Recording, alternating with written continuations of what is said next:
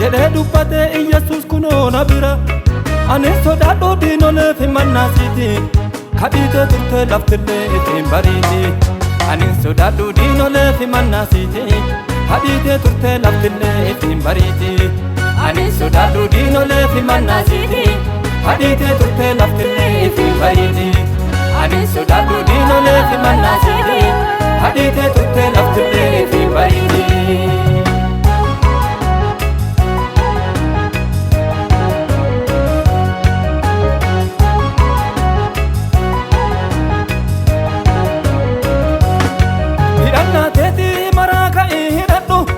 Ergamoota keetii maraa walitti qabadhu fuula keetiin garaa ga'it qajeeli kadhiite turte laftillee ittiin bariiti. Fuula keetiin garaa ga'it qajeeli kadhiite turte laftillee ittiin bariiti. Ani sodaadhu diinolee fi mannaasiiti kadhiite turte laftillee ittiin bariiti. Ani sodaadhu diinolee fi mannaasiiti kadhiite turte laftillee ittiin bariiti.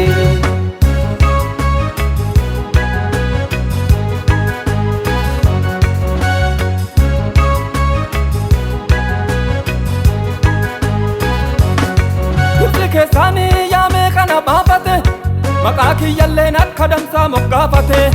Biyya kakuusanii geessee kana dhaalchisu Yesuusi qofaa sheexanaa ka fokkisiisu. Biyya kakuusanii geessee kana dhaalchisu Yesuusi qofaa diinolee ka fokkisiisu. Biyya kakuusanii geessee kasi dhaalchisu Yesuusi qofaa diinolee ka fokkisiisu. Iyyaasuu kiyyaa anuusi waliin jira jedhee dubbate Iyesuus kunoo na bira. Ani sodaadhu diinolee fi mannaasiiti kadhiite turte laftillee ittiin bariiti. Ani sodaadhu diinolee fi mannaasiiti kadhiite turte laftillee ittiin bariiti. Ani sodaadhu diinolee fi mannaasiiti kadhiite turte laftillee ittiin bariiti.